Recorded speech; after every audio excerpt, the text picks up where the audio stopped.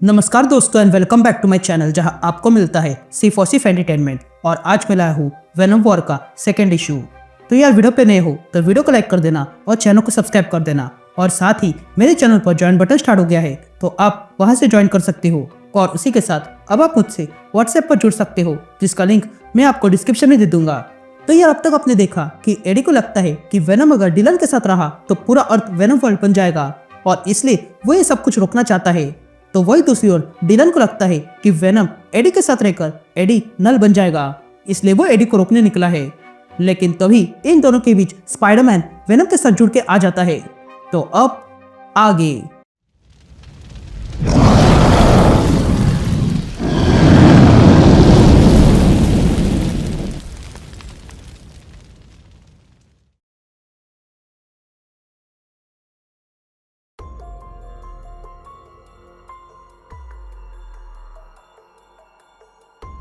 All right gang, तो issue की शुरुआत में हम अल्केमिस्ट का हेडक्वार्टर देखते हैं जहां पर लिज एलन मेरिडिस से पूछती है कि ये के केमिकल में आखिर है क्या, जिस पर कार्टन कहता है कि इसके अंदर क्या है, वो सब कुछ लाइफ फाउंडेशन की प्रॉपर्टी है। लेकिन तभी मेरिडिस कहता है कि लिज को पता चलना चाहिए इसमें क्या है क्योंकि वो अब तक K-43 के बारे में जानती नहीं है और ये तो K-44 है। तो क्या तुमने ली प्राइस का नाम सुना है लिज? वो सिम्बियोट के बहुत समीप आया था जिसके कारण उसकी जान गई, लेकिन फिर उसका शरीर कैपेटिव नाम के बंदे के समीप आ गया जो असल में सिम्बियोट का शिकारी था। जब ली इसके संपर्क में आया तब ली के अंदर सिम्बियोट ट्रेसेस रिएक्टिवेट हो गए और उसे कंट्रोलेबल बना दिया और अब उसका अंश हमारे पास है जिससे हमने ये केमिकल बनाया और हम इसे ज़ोंबियोट कहते हैं। तब ये बातें सुनने के बाद लिज मेरिडिस से कहती है तुम जाने पहचाने से लगते हो।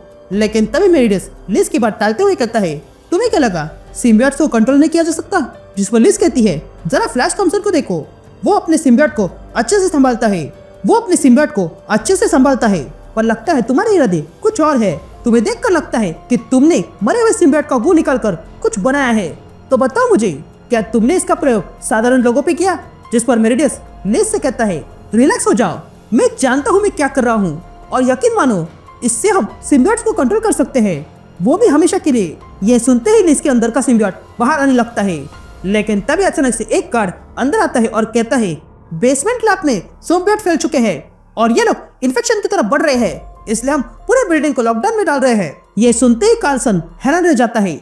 लेकिन तभी मेरिडिस अपने हाथ में रखे हुए K-44 की शीशी तोड़ देता है और फिर वो पूरा केमिकल उस कार्सन के मुंह में घुसा देता है। ये देखकर वो गार्ड मेरिडिस से पूछता है ये क्या किया? जिस पर मेरिडिस उस गार्ड से कहता है तुमने कहा इन्फेक्शन है, तो अब कार्सन भी इन्फेक्शन है। ये कहते हम देखते हैं कि कार्सन भी अब ज़ोंबियोट बन चुका है और वो अगले पल उस गार्ड को मार डालता है जिसके कारण वो गार्ड भी अब ज़ोंबियोट बन चुका था। यहाँ लिज ये देख रही थी और तब उसके अंदर से माइजरी बाहर आती है और वो मेरिडिस पे हमला करती है। लेकिन मेरिडिस उसके लिए तैयार था और तब मेरिडिस अपने कोट से गन निकालता है और कहता है मैं जानता था तुम ऐसे ही कुछ करोगी, इसलिए मैं ये लाया। ये कहते हैं मेरिडिस उस गन से माइजरी पर वार करता है जिसके कारण माइजरी पिघलने लगती है। तभी मेरिडिस माइजरी से कहता है उस शीशी में K-44 था लेकिन इसमें K-43 है जो मुझे कुछ सालों पहले मिल गया था। ये कहते हैं मेरिडिस अपना बड़ा सा हाथ बनाता है और उससे वो माइजरी को जोरदार पंच मारता है जिसके कारण माइजरी बिल्डिंग के बाहर गिर जाती है। ये देखकर मेरिडिस बहुत खुश होता है। लेकिन तभी मेरिडिस का पुराना शत्रु उसके पास आता है जो कोई और नहीं बल्कि क्लेटस कैसिडी है। तभी क्लेटस मेरिडिस से कहता है तुमने देखा वो बच गई। तभी मेरिडिस मुड़ता है और क्लेटस को देखने लगता है लेकिन वो क्लेटस को पहचान नहीं पा रहा था। तभी मेरिडिस क्लेटस से कहता है अब तुम कौन हो और तुम पर ज़ोंबियोट का असर क्यों नहीं हुआ? ये कहते हैं मेरिडिस समझ जाता है कि वो कौन है और तब मेरिडिस क्लेटस से कहता है तुम अगर कुछ मांगने आए हो तो याद रखना मैं किसी की मदद नहीं करता हूँ, पर पुराने दिनों की खातिर मेरे साथ इस खेल का आनंद उठाओ। ये कहते ही वे दोनों वही रुक जाते हैं। यहाँ सीन शिफ्ट होती है और हम स्पाइडरमैन देखते हैं जो अब वेनम के साथ जुड़कर वही आ गया जहाँ पर एडी ब्रॉक है। तभी स्पाइडरमैन वहाँ आके एडी को देखता है और कहता है क्या हम इस खेल के नियम रख सकते हैं?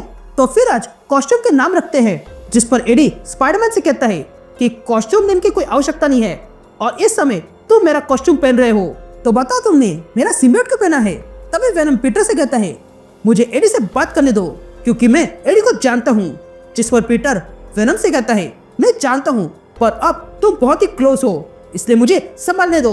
जिस पर वेनम पीटर से कहता है हाँ मैं नजदीक हूँ, पर मैं अपने इंस्टिंक्ट पर भरोसा नहीं कर सकता हूँ और न ही स्वयं पर, इसलिए तुम ही संभालो। तब स्पाइडरमैन एडी से कहता है, देखा जाए तो किसी न किसी को वेनम पहनना ही है और मैं जानता हूँ कि तुम्हें और डिलन को इसकी आवश्यकता है। जिस पर एडी स्पाइडरमैन से कहता है, हाँ तुम सही हो, इस वेनम की मुझे आवश्यकता है। लेकिन तब स्पाइडरमैन एडी से कहता है, मेरी बात पूरी करने दो, मैं जब से जुड़ा हूँ तब से मैंने तुम्हारे बारे में जाना है एडी, और फिर मैं इस बात पे पहुंच चुका हूँ कि ये वेनम तुम्हें देने के लायक नहीं है।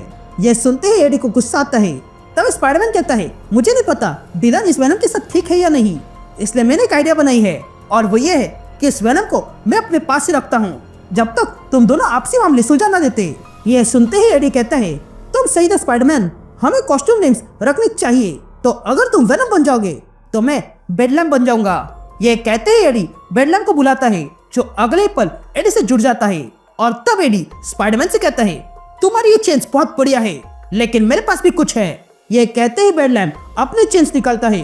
तब ये देखकर वेनम कहता है, मैं इससे पहले भी बेडलैम से लड़ चुका हूँ, वो करप्टेड है और पागल भी, और तो और वो एडी का ऐसा वर्जन है जो सबसे वायलेंट है, और अब एडी उसे किसी सूट की तरह पहन रहा है, जिसका मतलब है कि वो और भी डेंजरस हो चुका है। लेकिन मैं एडी को अच्छे से जानता हूँ और उसके तरीके भी, और तो और मेरे पास पीटर के रिफ्लेक्सेस भी है।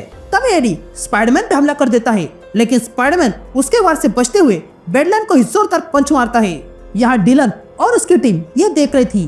तभी टॉक्सिन पूछता है, हम किसके साइड है? जिस पर स्लीपर पूछता है कि क्या हमें साइड चुननी होगी? जिस पर टॉक्सिन डिलन से कहता है, हम यहाँ ऐसे खड़े नहीं रह सकते हैं। स्पाइडी सही था, अगर तुम्हें तुम्हारे डैड को बचाना है तो ये वेनम स्पाइडी के पास रहना चाहिए। तभी टॉक्सिन डिलन से कहता है, टॉक्सिन सही कह रहा है, स्पाइडरमैन वेनम को संभाल लेगा, अभी के लिए यही सही है, फिर चाहे तुम्हें पसंद हो या नहीं। या स्पाइडरमैन गाना गाते हुए बेडलैम पे हमला कर देता है और अपने वेब्स बेडलैम के अंदर जो एडी है उस पे मारता है और उसे बाहर खींच लेता है। लेकिन तब एडी उसी वेब्स को पकड़कर स्पाइडरमैन को खींच लेता है और फिर जोरदार घुमा के जमीन पे मारता है। तभी वो कमेंट्री करने वाले दो लोग स्पाइडरमैन को देखते हैं और स्पाइडरमैन से कहते हैं कि तुम्हारा इसके बारे में क्या कहना है? जिस पर पीटर कुछ कहने वाला ही था कि तभी वेनम उसे रोकता है और लड़ाई पर फोकस करने को कहता है। यहाँ वाइल्ड ये देखकर कहता है, ये अच्छी बात है, अब स्पाइडरमैन हार रहा है तो एडी और बेडलैम जल्दी अपना जलवा दिखाओ। जिस पर बेडलैम वाइल्ड से कहता है, ठीक है, ये देखो मेरा जलवा। ये कहते ही बेडलैम टायरो और वाइल्ड को अपने साथ जोड़ देता है, जिसके कारण बेडलैम अब और भी खतरनाक हो चुका था। तब स्पाइडी वहाँ आता है और बेडलैम से पूछता है, तुमने इन दोनों को निगल लिया? जिस पर बेडलैम कहता है, ये लोग कमजोर थे, इसलिए इनकी ताकत मेरी है और इनका दर्द भी मेरा है, और दर्द ही ताकतवर बनाता है। ये कहते ही बेडलैम स्पाइडरमैन पर वार करता है। ये देखकर स्पाइडरमैन कहता है, अब असली मजा आएगा। ये कहते ही स्पाइडरमैन बेडलैम को जोरदार लात मारता है। यहाँ डिलन और उसकी टीम ये देख रही थी। तभी टॉक्सिन कहता है, ये पागलपन है, हमें कुछ करना होगा, हमें कैसे भी करके स्पाइडी की मदद करनी होगी। ये कहते ही टॉक्सिन डिलन की ओर मुड़ता है और कहता है, तुम हमारे लीडर हो। जिस पर स्लीपर डिलन से कहता है, तुम जो कहोगे वही हम करेंगे। ये सुनते ही डिलन स्लीपर और टॉक्सिन से कहता है, मुझसे जुड़ जाओ। यहाँ स्पाइडी और बेडलैम के बीच लड़ाई जारी थी, तो वही स्लीपर और टॉक्सिन डिलन से जुड़ जाते हैं और तब डिलन एक नए रूप में आकर उस रिंग के अंदर घुस जाता है और इन दोनों से कहता है, जहाँ हो वही खड़े रहो, अन्यथा प्रिंस इन ब्लैक का सामना करना पड़ेगा। यहाँ हम मैरिडस को देखते हैं जो ये सारा तमाशा देख रहा था, और तब वो कहता है कि ज़ोंबियर्स आग से भी तेज फैल रहे हैं और ऐसे रहा तो जल्दी पेंडेमिक आ जाएगा और फिर मुझे सब कुछ मिल जाएगा, जिसमें मेरा वो दूसरा हिस्सा और वो गार्डन भी है। तभी कार्नेज मेरिडस से कहता है, तुम्हारा ये वर्जन बड़ा ही मजेदार है। जिस पर मेरिडस कहता है, मैंने तुमसे पूछा ही नहीं, तुम इस खेल में क्या लाए हो और तुम चाहते क्या हो? यह सुनते ही कार्नेज अपने असली रूप में आ जाता है और कहता है, मैं शैतान हूँ और शैतान को बस एक चीज चाहिए और वो है एडी ब्रॉक की आत्मा। And that's it. ये इशू यही कंटिन्यू होता है।